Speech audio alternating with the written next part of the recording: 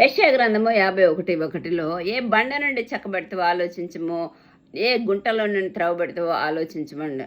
ఏసేపుకి దేవుడైన యెహోవా సూర్యుడు చంద్రుడు నక్షత్రాలు సాగలపడతాను వాగ్దానం చేశాడు.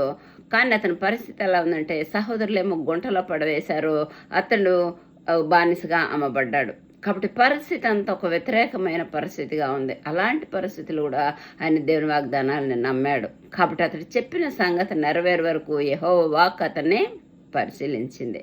కాబట్టి నీ జీవితంలో దేవుడు వాగ్దానం చేశాడు, ఆ వాక్యం ద్వారా స్వరం ద్వారా నీతో మాట్లాడుతూ ఉంటున్నాడా? నువ్వు దేవుని ప్రణాళికలో ఉన్నావని ముందు నువ్వు గ్రహించాలా.